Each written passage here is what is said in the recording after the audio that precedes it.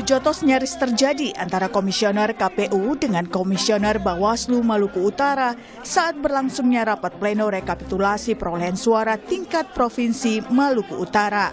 Kericuhan bermula saat salah satu Komisioner Bawaslu Maluku Utara melayangkan protes dan mendatangi meja rapat Komisioner KPU Maluku Utara. Anggota Bawaslu mengaku aksinya dilakukan sebagai bentuk protes ke KPU yang telah mengesahkan suara di saat masih ada sejumlah selisih suara. Kami meminta untuk mencocokkan mana kira-kira yang benar. Kita perlu buat mencocokkan. Itu saja intinya sebenarnya sih. Itu perolehan suara DPR provinsi atau apa, Pak? DPRD provinsi. Oh, tadi sudah disahkan, Pak. Itu kan tadi sudah disahkan, bagaimana itu, Pak? Ya, makanya kan tadi kan saya waktu kalau diikuti ya, saya minta untuk satu-satu dulu Bawaslu diselesaikan dulu, baru pindah. Kalau pimpinan sidang, langsung dipindah. Setelah pindah ke saksi, angkatan DPR pada saksi, baliknya langsung disahkan. Nah, kan saya udah minta itu. Sikap Bawaslu sendiri gimana?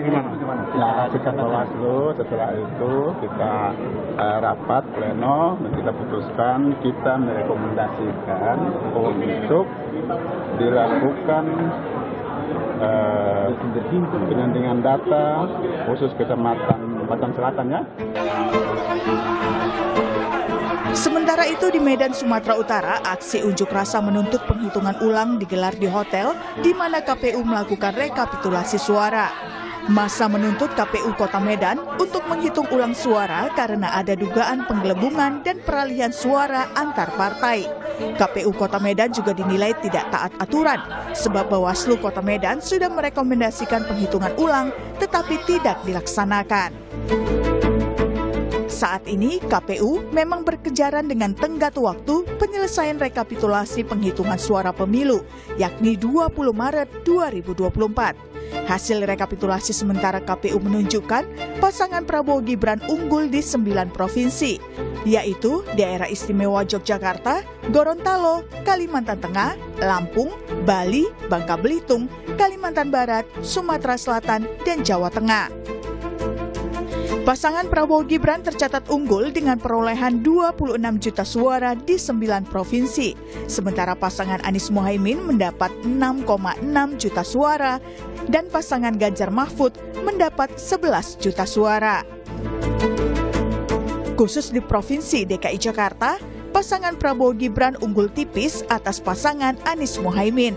Dalam hasil rekap KPU DKI, pasangan Prabowo Gibran mendapat 2.692.011 suara, Anies Mohaimin 2.653.762 suara, dan pasangan Ganjar Mahfud mendapat 1.115.138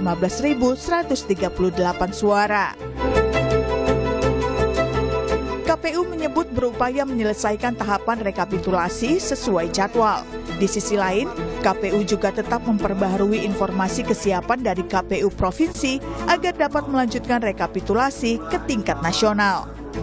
Secara informasi yang kami dapat, teoritis antara 21 sampai 24 provinsi sudah selesai, tinggal mereka kesini saja.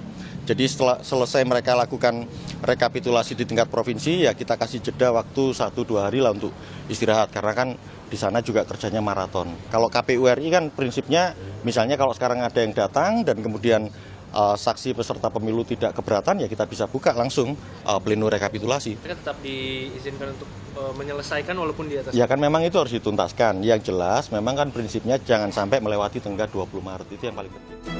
Hasil akhir rekapitulasi pemilu 2024 akan diumumkan 20 Maret mendatang. Lalu bagaimanakah hasilnya? Tim Liputan Kompas TV.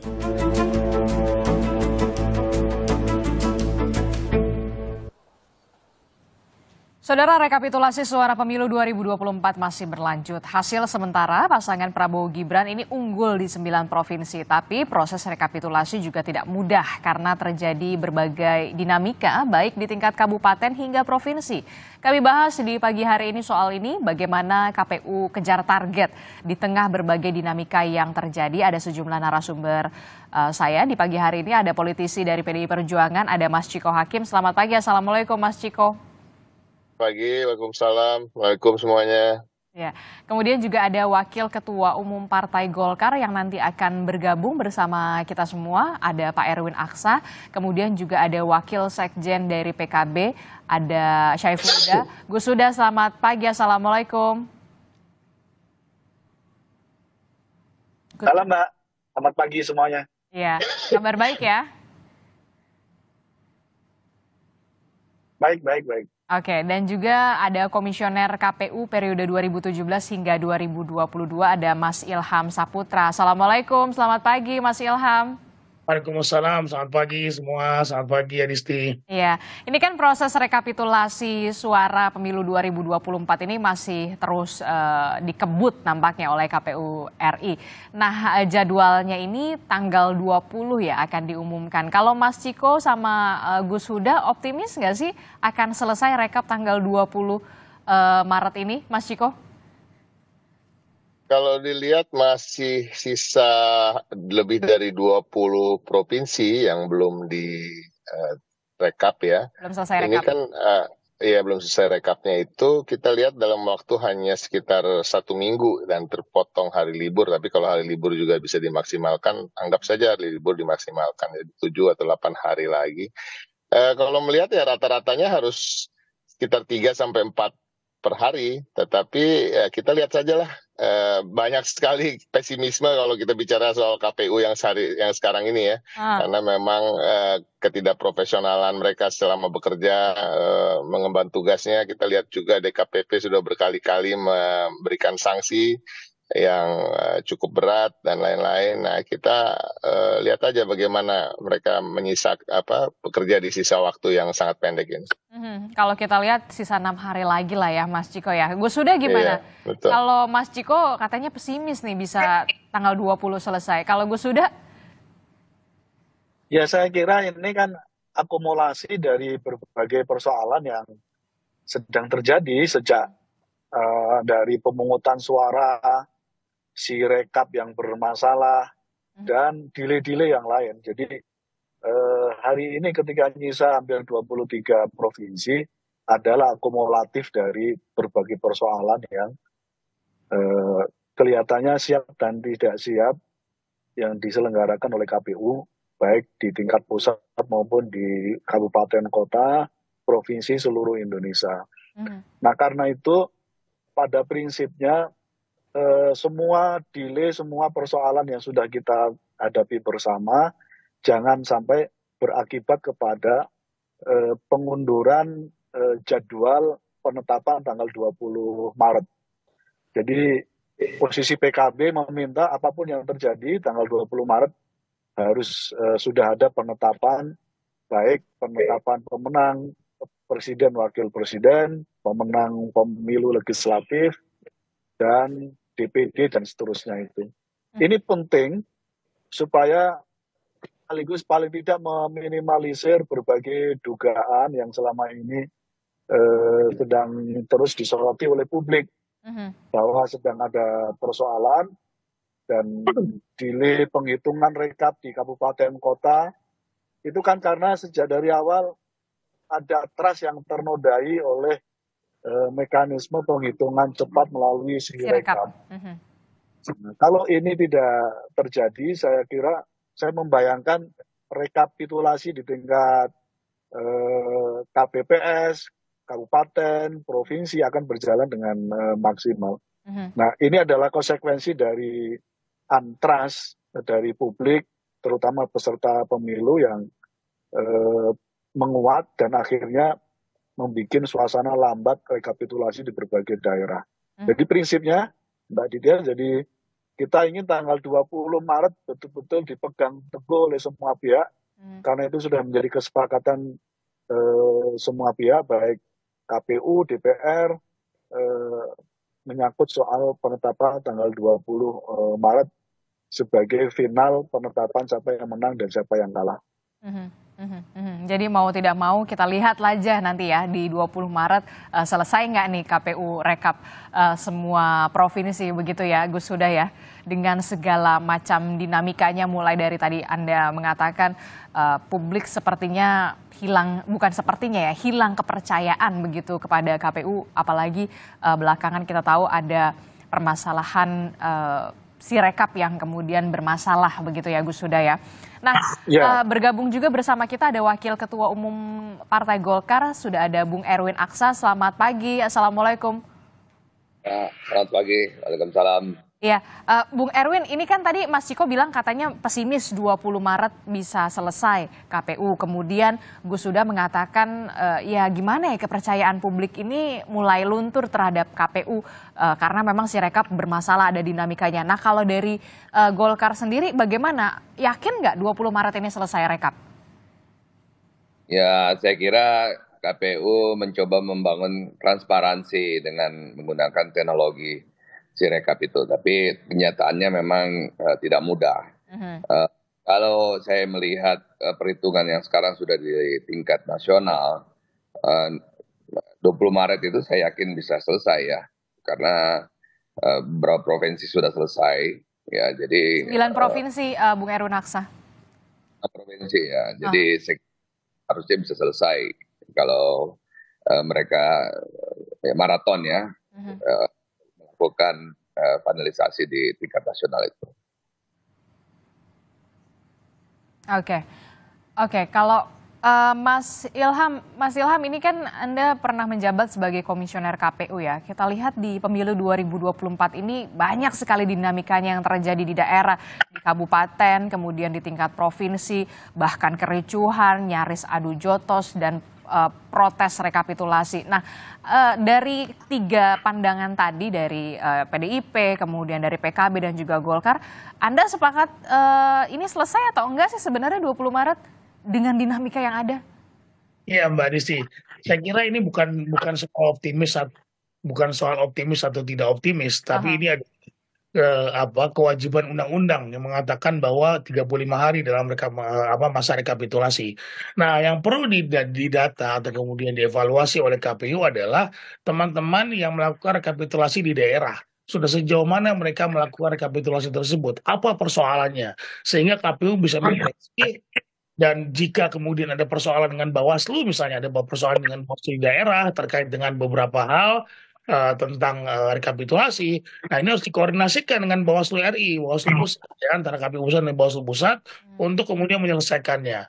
Walaupun memang sekali lagi kita memberikan kesempatan terlebih dahulu kepada KPU Provinsi dan Bawaslu Provinsi untuk menyelesaikan persoalannya di tingkat lokal.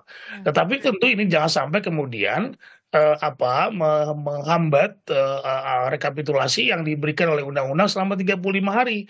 Dan itu akan jatuh pada tanggal 20 Maret yang akan datang.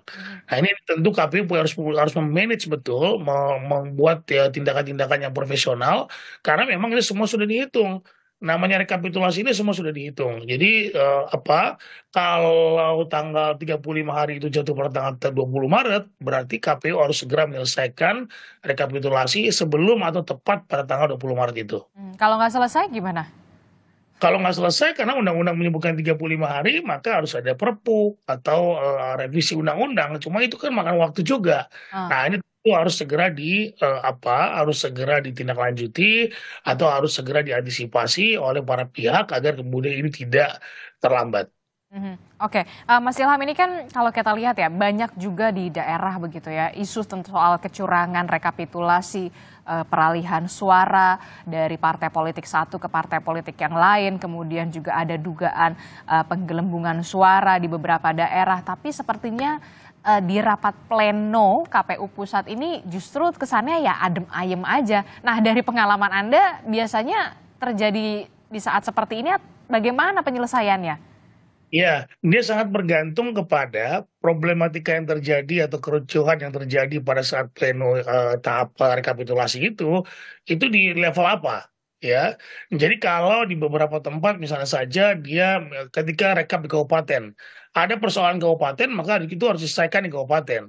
Ada persoalan provinsi maka itu harus diselesaikan di provinsi. seperti itu. Nah, seperti halnya juga dengan rekapitulasi nasional. Nah, kalau kemudian tidak ada persoalan, mungkin para saksi dari partai politik maupun dari calon presiden tentu tidak ada persoalan. Mungkin saya tidak tahu juga, saya karena tidak mengikuti rekapitulasi di tingkat provinsi dan tingkat kabupaten kota. Nah, ini yang kemudian harus diselesaikan, di kabupaten selesai di kabupaten, di provinsi selesai di provinsi, dan di nasional selesai di nasional. Ya, jadi kalaupun ada dinamika atau problematika, itu kita melihat kembali kepada berkas-berkas rekapitulasi di provinsi dan kabupaten. Apakah kemudian bisa, kalau ada persoalan yang tersisa, ya itu bisa diselesaikan di tingkat nasional.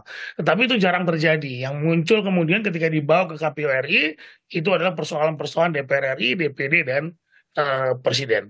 Gitu. Oke. Ini kan kalau kita lihat ya di hasil rekapitulasi untuk DKI Jakarta kalau tidak salah begitu ya. Ini kan pasangan Prabowo Gibran ini unggul tipis nih dengan pasangan Anies Muhaimin. Cuma seberapa suara kalau tidak salah. Nah, respon dari Gus Huda dan juga Bung Erwin sendiri seperti apa soal tipis sekali suara antara Anies Muhaimin dan juga Prabowo Gibran? Gus Huda. Ya, saya kira itulah suara rakyat yang kita hormati. Walaupun sejak dari awal kini DKI Jakarta termasuk basis dari pasangan 01. Tentu kenapa ada perubahan dan selisih cukup kecil, ini termasuk yang sedang kami mitigasi dan kami juga menemukan berbagai fakta di lapangan. Salah satunya? Ya, dugaan terkait dengan terjadinya pelanggaran, dan ini akan kami nanti ajukan di dalam terkait dengan ajuan ke Mahkamah Konstitusi. Kita tunggu saja, karena itu sekali lagi apapun yang terjadi tanggal 20 Maret harus dipastikan semua proses rekapitulasi ini selesai. Tinggal 7 hari, artinya ya harus kerja keras dari pihak KPU. Karena supaya semua temuan yang sudah kami kumpulkan dari berbagai daerah, termasuk DKI Jakarta. Di DKI juga ada temuan ya kalau dari PKB sendiri? Sangat banyak sekali, Mbak. Salah satunya? Karena itu sudah? Ya seperti yang sudah-sudah, saya kira saya tidak ingin masuk substansi pelanggarannya. Nanti poinnya salah satu yang kami ajukan di dalam Mahkamah Konstitusi adalah menyangkut soal dugaan yang terjadi kecurangan di DKI Jakarta. Mas Ciko sendiri bagaimana kalau dari PDI Perjuangan, kalau dari PKB Gus sudah mengatakan tadi sedang mengumpulkan bukti-bukti. Nah, kalau dari PDI Perjuangan sendiri seperti apa? Tidak pernah berubah sejak awal penghitungan suara, kan PDI Perjuangan dan TPN Ganjar Mahfud sudah mengatakan bahwa ini terjadi banyak pelanggaran dan kecurangan yang kita pantau terjadi di seluruh daerah. TSM juga terjadi juga waktu hari pencoblosan dan lain-lain. Nah, terjadinya juga ketidaksinkronan penghitungan dari KPU dengan C1 atau C salinan, dan ini semua masih kita kumpulkan bukti dan dokumen-dokumen. Dan kita tadi juga dengar bahwa Komisi 2 juga sudah merencanakan untuk memanggil penyelenggara pemilu dan juga Mendagri, dan itu juga sesuai dengan apa yang disampaikan oleh Mas Arya Bima di rapat pleno, rapat paripurna setelah reses. Beliau menyampaikan adalah DPR untuk menjalankan fungsi-fungsinya secara maksimal terkait dengan soal penyelenggaraan pemilu itu. Salah satunya adalah penggunaan fungsi dari Komisi 2 untuk memanggil penyelenggara pemilu, dan juga kemungkinan ada hak angket ke depan. Dan itu juga sejalan dengan apa yang akan kita bawa ke Mahkamah Konstitusi. Berbicara soal hak angket, itu nanti kita akan bahas di next segmen ya. Tapi kita ke Bung Erwin dulu. Bung Erwin, ini gimana nih responnya? Suara Prabowo Gibran sama Anies Muhaimin ternyata tipis sekali bedanya di DKI Jakarta. Kalau PKB sendiri mengatakan lagi mengumpulkan bukti-bukti temuan dugaan kecurangan. Respon Anda? Ya, saya kira itu salah satu provinsi saja, tetapi tidak merubah hasil secara nasional. bahwa hasil Prabowo Gibran selisihnya jauh ya, tebal, artinya landslide. Jadi saya kira tidak mengganggu hasil di daerah lain yang selisihnya jauh lebih tebal gitu, lebih besar. Boleh kita bilang bahwa memang di DKI sini banyak pemilih Anies, tetapi Prabowo Gibran menang tipis, itu saja. Bahwa ada kecurangan yang nanti silahkan dibawa ke Mahkamah Konstitusi atau mau dibawa ke hak angket, tetapi tidak merubah hasil pemilu ini.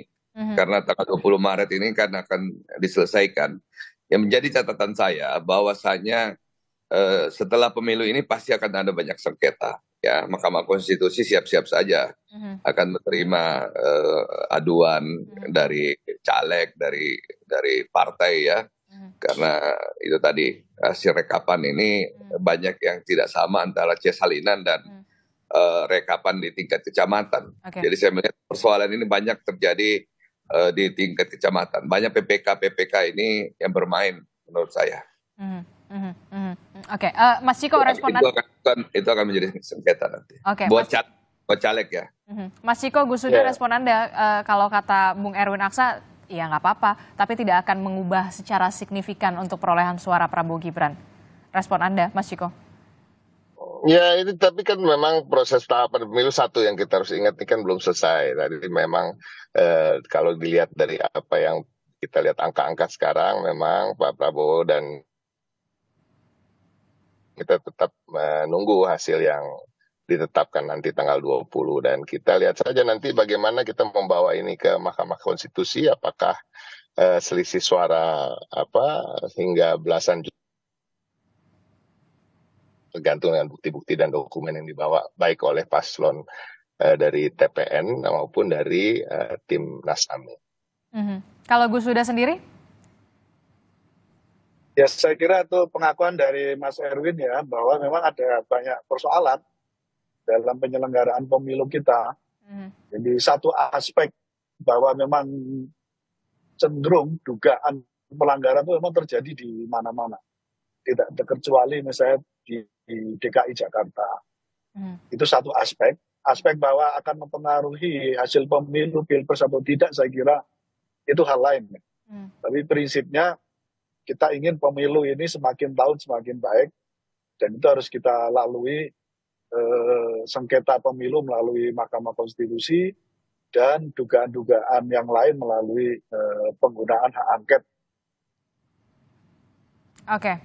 Oke, kita akan juga melihat bagaimana kemudian PDI Perjuangan dalam hal ini adalah calon presidennya yang pertama kali kemudian menyuarakan soal hak angket. Jadi betulkah kemudian hak angket ini benar-benar akan diusulkan oleh partai politik, khususnya PDI Perjuangan dan juga sejumlah dan berapa suara parpol yang kemudian diraup begitu ya. Usai jeda tetaplah bersama kami di Sapa Indonesia Pagi.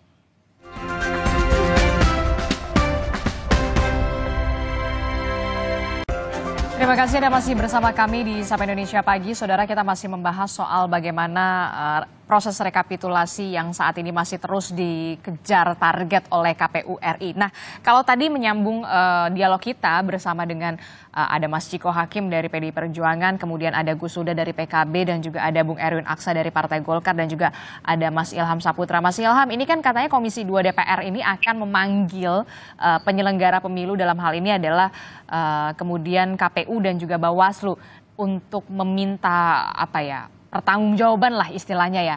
Cukup nggak sih sebenarnya? Mas Ya, Ilham? kalau saya menyarankan jangan di masa rekapitulasi dipanggilnya, karena ini biarkan KPU dan Bawaslu bekerja terlebih dahulu terkait dengan rekapitulasi sekarang ini, karena kalau nanti dipanggil di tengah-tengah di masa mereka bekerja mengerjakan rekapitulasi, justru ini akan menghambat proses. Malah tertunda ya? Iya, karena kita nggak pernah tahu rekapitulasi ini akan RDP ini akan berkembang seperti apa. Karena nanti akan ada anggota DPR yang mungkin dia tidak terpilih, dia akan bertanya, dia akan menyoal KPU dan juga soal-soal lain tentu, termasuk pencalonan presiden. Nah, jadi saya kira tunggu saja sampai kemudian KPU menyelesaikan rekapitulasinya, karena kalau kemudian dipanggil di tengah-tengah rekapitulasi ini, saya khawatir nanti KPU tidak berhasil menyelesaikan masa rekapitulasinya selama 35 hari. Tapi menurut Anda cukup nggak sih dengan hanya dipanggil dengan Komisi 2 DPR, atau memang seharusnya ada efek yang lebih jera begitu? Ya justru kan kemudian Komisi 2 harus mengetahui terlebih dahulu apa persoalan yang terjadi di pemilu 2024 ini, terutama dalam konteks penyelenggaranya. Karena memang seperti yang kata Mbak Adisti bilang tadi, ada jual beli suara, kemudian juga ada persoalan di penyelenggaranya, ada manipulasi suara dan lain sebagainya. Tentu ini saya membaca juga di beberapa media ada penggelembungan suara di, misalnya saja contoh di DPD di Aceh misalnya, walaupun itu sudah diselesaikan dengan rekomendasi Bawaslu untuk melakukan penghitungan ulang. Nah, seperti itu ya. Nah, ini tentu yang menghambat proses rekapitulasi di daerah, karena ada penghitungan ulang lagi rekapitulasinya, ada rekomnya lagi dan beberapa hal lain. Di Maluku Utara juga demikian, terjadi seperti itu. Nah, jadi kalau kemudian nanti di masa rekapitulasi KPU dipanggil, sekali lagi saya akan kira-kira nanti persoalannya rekapitulasi ini tidak akan selesai pada tepat waktu.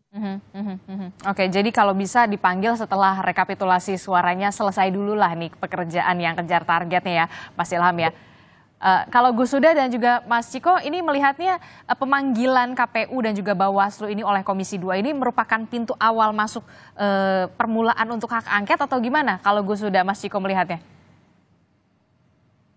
Gus. Gus Huda? Ayo, monggo. Dulu silakan. Silakan Gus Huda. Oke. Saya tidak tahu persis ya. Saya kira perlu ditanya Mas Doli itu, temannya Mas Erwin. Sebagai Ketua Komisi 2, kenapa ini diadakan di tengah perhitungan rekapitulasi? Karena menurut saya, kalau targetnya ingin ada perbaikan, sudah telat menurut saya. Nah, karena itu kalau semangatnya itu saya kira tidak tepat. Nah, semangat yang lain saya kira Mas Ciko nanti bisa menjelaskan gitu. Apakah ini bagian dari upaya untuk misalnya meminimalisir potensi supaya tidak ada pengajuan hak angket atau seterusnya. Tapi saya setuju. Saya kira kalau toh ini akan diadakan dengar pendapat dengan rapat kerja dengan KPU, saya kira terlambat menurut saya. Lebih baik dituntaskan dulu semua agenda sampai tanggal 20 Maret. Habis itu saya kira Komisi 2 baru memanggil. Gitu. Tapi sekali lagi, ini tidak menyurutkan bergulirnya hak angket yang sedang diinisiasi oleh Koalisi 01 dan koalisi pasangan 03. Mas Ciko sendiri? Ya, kami justru melihatnya begini, karena kalau pemanggilan ini kan pastinya akan ada output yang kita dapat dari pemanggilan ini. Ada informasi apakah betul terjadi pelanggaran itu di mana. Ya kan, ketidakpuasan Bawaslu misalnya dengan KPU, kita lihat juga di lapangan tadi ada bentrok antara Bawaslu dan KPU. Nah, ini juga harus perlu ditelusuri lebih jauh bagaimana sih hubungannya selama ini di lapangan. Apakah betul banyak juga keprofesionalan Bawaslu juga misalnya, bahwa sebagai sistem pengawasan yang tidak banyak melihat temuan-temuan dalam pelanggaran, kita bisa membandingkan, saya lupa angka persisnya, tetapi temuan hari ini itu jauh di bawah temuan-temuan penyelenggara pemilu yang sebelumnya oleh Bawaslu. Sementara laporannya jauh menumpuk lebih banyak dan juga banyak yang tidak ditindaklanjuti, bahkan yang jelas-jelas pelanggaran tidak diberikan sanksi.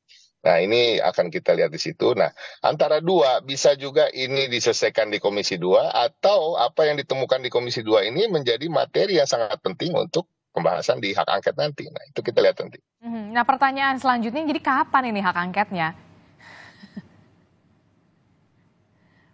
Mas Ciko, dari PDI Perjuangan. Lagi disusun materinya.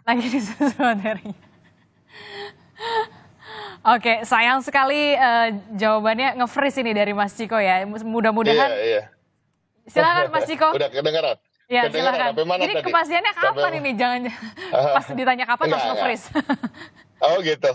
Jadi Ya. gini ya, itu tadi bahwa apakah nanti apa yang kita dilakukan oleh Komisi 2 itu juga bisa menjadi materi yang sangat penting. Karena kalau kita bicara hak angket ini kan nggak bisa main-main. Ini sesuatu yang sudah digulirkan dan akan memberikan tanda kutip ya cukup guncangan-guncangan kecil maupun besar dalam politik di Indonesia. Kita tahu karena memang ada kemungkinan kan ke ujung maksimal dari hak angket ini bisa terjadi pemakzulan, walaupun bukan itu yang dicita-citakan oleh teman-teman di anggota DPR, saya yakin, tapi sesungguhnya adalah perbaikan untuk pemilu ini, penyelenggaraannya lebih baik lagi di masa depan dan tidak seburuk apa yang kita lihat sekarang yang banyak dikatakan adalah pemilu paling buruk selama era reformasi gitu. Termasuk apa tadi yang disampaikan bahwa pemanggilan Komisi 2, nah hasil-hasil dari pertemuan dengan penyelenggara pemilu maupun Mendagri itu juga bisa menjadi materi yang penting untuk dibawa ke hak angket. Jadi kita tunggu aja. Jadi tunggunya apalagi lah yang ditunggu sebenarnya, Mas Ciko? Oh bisa, apakah hasil penetapan itu juga menjadi materi? Kan kita nggak teman-teman ada punya pertimbangan sendiri di Dewan maupun di partai-partai politik. Karena tadi sudah menyinggung Mas Ciko ya kan yang soal tadi itu ada ungkapan dari pernyataan dari Pak JK yang mengatakan sebelumnya pernah menyebut pemilu 2024 ini menjadi pemilu dengan sejarah terburuk begitu ya sepanjang tahun 55 kalau tidak salah. Nah, respon dari Bung Erwin Aksa sendiri dari Golkar sendiri seperti apa ini? Kalau dikatakan pemilu terburuk, Anda setuju nggak? Ya, menurut saya Pak JK melihat proses sebelum pemilihan ini terjadi. Jadi bukan selama proses pemilunya. Kalau proses pemilunya, ini pemilu terbesar di dunia loh, dalam satu hari. Jadi boleh kita bangga bahwa kita menyelenggarakan pemilu dalam waktu satu hari. Persoalan ada di penggelembungan suara di tingkat kecamatan, yang kemudian Bawaslu-nya mungkin ada yang bekerja, ada yang tidak bekerja, ya, ada sengketa di antara partai politik sendiri, dan kemudian ada juga sengketa antara partai ya nanti akan dibawa ke MK ya, ada juga akan ada yang dibawa ke Mahkamah Partai. Tetapi Pak JK itu melihat bahwa ini sebelum terjadinya pemilu itu sendiri gitu, bahwasanya ada proses yang tidak sesuai. Itu yang mungkin dipertanyakan oleh Pak JK. Atau mungkin selama proses pemilu ini ada beberapa hal yang dipertanyakan. Tetapi saya kira pemilu kali ini lebih baik. Malah yang menurut saya jadi catatan itu adalah pemilu 2019 yang dimana masyarakat Indonesia terjadi polarisasi. Itu yang ya, lebih buruk buat Indonesia. Kalau kali ini kita semuanya berkampanye dengan gagasan, ide, ya, dengan kreativitas dan sebagainya. Jadi saya kira itu yang harus dilihat dan itu diapresiasi oleh masyarakat dunia. Kalau Bung Erwin mengatakan pemilu ini bisa dikatakan lebih baik ya, apalagi suara Golkar tampaknya juga lagi cemerlang nih di pemilu 2024 ini, Bung Erwin. Nah, ya. Lumbung suaranya di mana aja nih untuk perolehan yang unggul begitu? Kalau dari sudah ada laporan kah? Kalau tidak salah di Kaltim juga ya, di Kalimantan Timur ya? Sumatera paling banyak, Jawa Barat, ya tentunya Kalimantan juga hampir semua, Sulawesi. Tetapi kita melihat bahwa memang Golkar bekerja dengan anak-anak muda, dengan data, dengan riset yang bagus, dan menempatkan caleg-caleg yang tepat di setiap dapil, itu saya kira kuncinya. Dan caleg-caleg sendiri yang bekerja keras bahkan bisa mengalahkan incumbent ya, itu yang menjadi catatan bahwa berkampanye yang modern, berkampanye yang efektif jauh lebih baik ya, dan ke depan akan semakin modern kampanye kita. Termasuk di media sosial ya, yang juga termasuk media sosial, spending media sosial kita terbesar di antara seluruh partai. Termasuk caleg-caleg Golkar juga sekarang sudah pandai melakukan iklan di media sosial. Jadi semua cara berkampanye modern dipakai oleh semua caleg Golkar, dan di Golkar sudah menerapkan kampanye yang berbasis data dan modern. Dan anak-anak muda Golkar banyak yang terpilih kali ini, kalahkan incumbent. Jadi kampanye di media sosial menurut Anda salah satu yang efektif begitu ya? Ya, sangat efektif. Oke, kalau PDI Perjuangan sendiri, Mas Ciko, kandang banteng gimana nih Jawa Tengah? So far nggak ada masalah dengan PD Perjuangan ya, tapi kan tentunya kita juga bisa sadari ada anomali ini dengan suaranya Pak Ganjar dan Pak Mahfud ini yang juga menjadi sorotan bagi kami dan kita sedang mempelajari. Nah itu juga salah satunya yang menjadi materi nanti yang kita akan bahas di hak angket ataupun perselisihan suara nanti di Mahkamah Konstitusi. Kalau kita bicara anomali dari segala macam pemilihan umum ini kan juga semuanya anomali ya.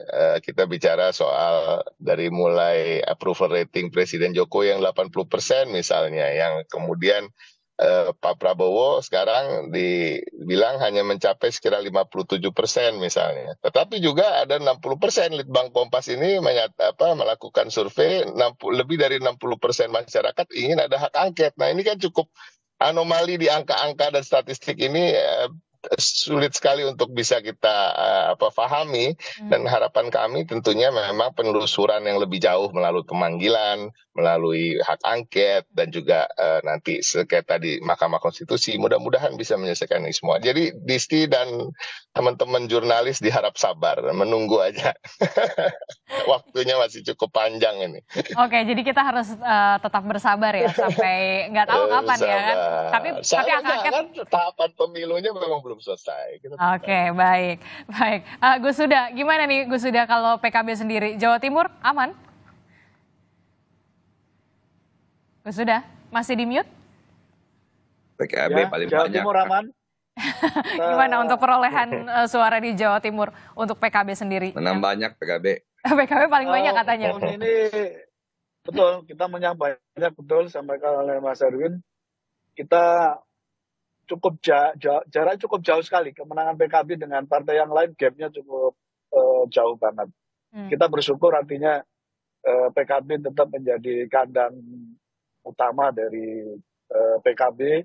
27 kursi dipersembahkan di DPRD provinsi, artinya menjadi ketua DPRD tahun ini, hasil pemilu tahun 2024. Dan ini patut kita syukuri bersama, dan bagian dari cara mensyukurinya saya kira kita ingin semua yang lubang-lubang yang bermasalah dalam pemilu akan kita dorong di dalam hak angket. Nah dalam fase hak angket ini memang saya setuju dan disampaikan oleh Mas Ciko, fasenya hari ini kita nggak ngomongin substansi dulu memang. Kita ngomongin dulu soal kesepakatan bahwa hak angket ini tetap harus bergulir dan akhirnya nanti akan menjadi hak yang berjalan di DPR RI. Karena tidak cukup dari pasangan 01 saja untuk menggulkan hak angket ini. Paling tidak kalau berkoalisi bergabung dengan pasangan 03 hampir pasti hak angket ini bisa goal di DPR RI. Karena secara mekanisme tidak cukup 25 orang yang mengajukan dari 2 fraksi, tapi harus dibawa dalam rapat paripurna, dan itu harus dihadiri setengah dari jumlah seluruh anggota Dewan, berarti setengahnya kurang lebih sekitar 288. Sementara pasangan 01 koalisinya hanya 160-an. Jadi itu pentingnya memastikan inisiatif yang sudah disampaikan oleh Mas Ganjar menjadi sikap resmi dari fraksinya Mas Ciko. Nah kalau itu sudah terjadi, tinggal nanti kita pastikan ketemu, baru kita ngomongin soal substansinya. Oke, iya. Tapi kan kalau misalkan seharusnya kalau memang sudah kompak nih ya, koalisi 01 dan juga 03 sudah mau menggulirkan hak angket, ya nunggu apa lagi gitu loh. Gus Huda, itu juga jadi pertanyaan mungkin dari Bung Erwin. Nunggu momentumnya. Nunggu momentumnya. Kita nunggu diundang sama Mas Ciko sebagai inisiator. Oke, jadi nunggu undangan dari PDI Perjuangan.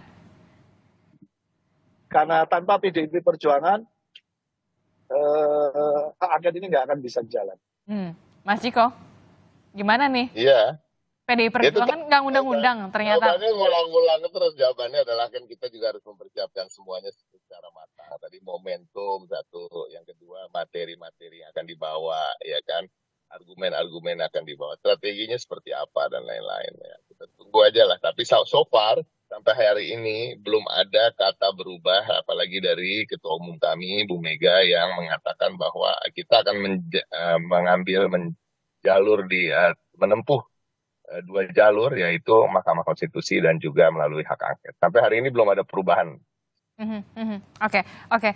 Mas Ilham, terakhir soal evaluasi nih, karena banyak sekali dinamika yang terjadi di daerah-daerah begitu, bahkan di Papua, kemudian di Medan, banyak sekali, hampir seluruh wilayah di Indonesia ini ada protes di sana-sini begitu soal rekapitulasi. Apa yang kemudian harus segera diperbaiki, walaupun bisa dikatakan terlambat?